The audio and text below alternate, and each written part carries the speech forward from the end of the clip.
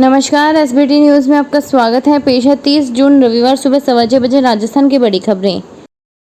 केंद्रीय गृह मंत्री अमित शाह ने राष्ट्रीय आपदा मोचन बल के दूसरे पर्वतारोहण अभियान विजय के सदस्यों का 21,225 फुट ऊंची चोटी मनीरंग को फतेह करके लौटने पर शनिवार को स्वागत किया। गृह मंत्री ने आपदा प्रबंधन उपकरण और फोटो प्रदर्शनी का भ्रमण भी किया। इस प्रदर्शनी में बल के कर्मचारियों द्वारा अभियानों में प्रयोग किए जाने वाले अत्याधुनिक उपकरणों और तकनीकों को दर्शाया गया है। भारत और तुर्की में आपदा प्रबंधन अभियानों में शामिल रहे बचाव दलों के प्रतिनिधियों ने गृह मंत्री को प्रदर्शनी के बारे में बताया। दिल्ली के सीएम अरविंद केजरीवाल को राउज एवेन्यू कोर्ट ने शनिवार को 14 दिन की न्यायिक हिरासत में जेल भेज दिया। दिल्ली शराब नीति केस में सीबीआई ने उन्हें 26 जून को तिहाड़ जेल से गिरफ्तार किया था। 3 दिन की कस्टडी के बाद शनिवार को उन्हें कोर्ट में पेश किया गया। शराब नीति केस में सीबीआई केजरीवाल के खिलाफ भ्रष्टाचार से जुड़े मामले की जांच कर रही है। सीबीआई ने सुनवाई के दौरान जस्टिस सुनैना शर्मा की अदालत से केजरीवाल की न्यायिक हिरासत की मांग की, जिसे कोर्ट ने स्वीकार कर लिया। वे पहले से ही मनी लॉन्ड्रिंग मामले में तिहाड़ जेल में हैं। कांग्रेस ने शनिवार को कहा कि सरकार को नीट में पेपर लीक मामले की जानकारी थी और सारे सबूत होने के बावजूद झूठ बोलकर न्यायालय को गुमराह किया तथा इस मामले के आरोपियों को बचाने का बराबर प्रयास किया जा रहा है। कांग्रेस नेता शक्ति सिंह गोहिल ने आज यहां पार्टी मुख्यालय में संवाददाता सम्मेलन में कहा कि गोधरा के पुलिस उपाधीक्षक ने सत्र न्यायालय में जो हल्फनामा दाखिल किया है उसमें कहा गया है कि पेपर लीक हुआ है और इसके लिए पहले से सेटिंग की गई और उसके तहत छात्रों को गोधरा का एक खास परीक्षा केंद्र चुनने को कहा गया। परीक्षा होने के बाद स्कूल में उत्तर पुस्तिकाओं पर सही उत्तर लिखवाया गया, लेकिन अब तक स्कूल के चेयरमैन को गिरफ्तार नहीं किया गया है। राजस्थान के श्रीगंगानगर जिले के श्रीकरणपुर और सदर थाना क्षेत्र में शनिवार सुबह पुलिस ने डीएसटी की सूचना पर 3 तस्करों को गिरफ्तार किया है। इनमें एक तस्कर 4.40 किलो हेरोइन मोटरसाइकिल से पदमपुर से श्रीकरणपुर की तरफ लेकर आ रहा था। वहीं अन्य 2 तस्करों को सदर थाना क्षेत्र में अबोहर बाईपास पर पकड़ा गया। इन दोनों के पास 334 ग्राम हेरोइन मिली। सदर थाना क्षेत्र में पकड़े गए तस्करों ने यह हेरोइन श्रीकरणपुर क्षेत्र के तस्कर से लाना स्वीकार किया है। डीएसटी से मिली जानकारी के अनुसार पाकिस्तानी तस्करों ने भारत पाक सीमा के नजदीक श्रीकरणपुर इलाके के खेतों में इसे ड्रोन के जरिए हेरोइन डाली थी।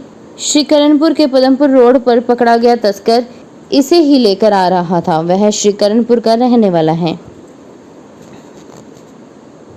उदयपुर में एक एक्सीडेंट के बाद पुलिस की कार्यशैली पर लोगों ने सवाल उठाया तो एसएचओ आपक हो बैठे। एक्सीडेंट के बाद वहां मौजूद लोगों ने पुलिस से कहा कि इतनी देर से एसी में बैठे हैं, भागो यहां से। इस पर एसएचओ हिमांशु सिंह ने आव देखा न ताव और रो रोकर आरोप लगा रहे युवक को लात मार दी। घटना का एक वीडियो सामने आने के बाद एसएचओ ने सफाई दी है कि माहौल न बिगड़े इसलिए सख्ती की थी। दरअसल उदयपुर शहर से 12 किलोमीटर दूर उदयपुर देबारी नेशनल हाईवे 76 पर शुक्रवार दोपहर 2:30 बजे ट्रक को ट्रेलर ने पीछे से टक्कर मार दी। हादसा सुखेर थाना इलाके में अंबेरी चौराहा के पास हुआ। राजस्थान में तत्कालीन अशोक गहलोत सरकार ने कुल 19 जिलों का गठन किया था, जिससे राजस्थान में जिलों की कुल संख्या 50 हो गई थी। अब इन जिलों पर काले बादल मंडरा रहे हैं। राजस्थान के नए जिलों पर डिप्टी सीएम प्रेमचंद बैरवा ने बड़ा जवाब सामने आया है। राजस्थान के उप मुख्यमंत्री प्रेमचंद बैरवा ने कहा, पिछली सरकार ने आनन फानन में जो नए जिले सृजित किए हैं उसमें कई कमियां थी। मुख्यमंत्री ने इस संबंध में एक और कमेटी बनाई है जो हमें रिपोर्ट सौंपेगी। हम जनप्रतिनिधियों की बात सुनेंगे और मुख्यमंत्री के सामने रखेंगे। 16वीं राजस्थान विधानसभा का द्वितीय सत्र बुधवार 3 जुलाई से आरंभ होगा। विधानसभा सचिवालय ने सत्र के संबंध में सभी आवश्यक व्यवस्थाओं का प्रबंध कर लिया है। सत्र के दौरान विधानसभा की सुरक्षा के विशेष इंतजाम किए गए हैं। विधानसभा अध्यक्ष वासुदेव देवनानी ने सत्र से संबंधित की जाने वाली व्यवस्थाओं की समीक्षा की। विधानसभा सत्र के दौरान विभिन्न विभागों द्वारा किए जाने वाले कार्यों के लिए विभागीय अधिकारियों के साथ प्रमुख सचिव महावीर प्रसाद शर्मा ने चर्चा की। विभिन्न विभागों के अधिकारियों द्वारा कार्यों की प्रगति रिपोर्ट विधानसभा को प्रस्तुत की जा रही है। विधानसभा सत्र के दौरान फोटो युक्त प्रवेश पत्र ही मान्य होगा। फोटोयुक्त QR कोड प्रवेश पत्र से ही अधिकारी एवं कर्मचारी विधानसभा में प्रवेश कर सकेंगे। प्रतापगढ़ जिले के धरियावद में शनिवार दोपहर 1 बजे यात्रियों से भरी लोक परिवहन बस पलट गई। हादसे में 2 यात्रियों की मौत हो गई। कुल 27 यात्री घायल हुए। इनमें से 7 को गंभीर हालत में रेफर किया गया है। लोगों का कहना है कि जंगली जानवर अचानक सड़क पर आ गया। इसके बाद बस बेकाबू होकर सड़क किनारे पलट गई। जानकारी के अनुसार बस उदयपुर से प्रतापगढ़ जा रही थी। धरियावद थाना इलाके के बांसी घाटे इलाके में हादसा हुआ। मौके पर मौजूद लोगों ने बताया कि ड्राइवर बस को कंट्रोल नहीं कर पाया। बस पलटी तो कुछ लोग नीचे दब गए। राजस्थान में विभिन्न शहरों में करीब 1 महीना बीत जाने के बाद आखिरकार कॉलेजों में जल्द ही रौनक फिर से लौटेगी। हालांकि इन दिनों प्रवेश को लेकर ऑनलाइन प्रक्रिया चल रही है। जानकारों के अनुसार प्रवेश के साथ ही चुनाव की रंगत भी परवान चढ़नी शुरू हो जाएगी। मुख्य गेट से खिड़की तक हेल्प डेस्क भी हर तरफ दिखनी शुरू हो जाएगी। यह डेस्क कब और कहां लगेगी, इसको लेकर प्लानिंग भी अभी से ही शुरू कर दी गई है। आवेदन कम होने की वजह से 2 बार इसकी तिथि में भी बढ़ोतरी की जा चुकी है। इस बार तिथि में बढ़ोतरी होने की उम्मीद कम ही नजर आ रही है। 3 जुलाई तक आवेदन भरे जाने के बाद विद्यार्थियों को पहली कट ऑफ का इंतजार रहेगा। भीलवाड़ा में एक प्राइवेट हॉस्पिटल में इलाज के दौरान एक महिला की मौत के बाद गुस्साए परिजनों ने हॉस्पिटल में जमकर हंगामा किया। परिजन हॉस्पिटल में मेन गेट के बाहर बैठ गए और न्याय नहीं मिलने तक आंदोलन की चेतावनी दी।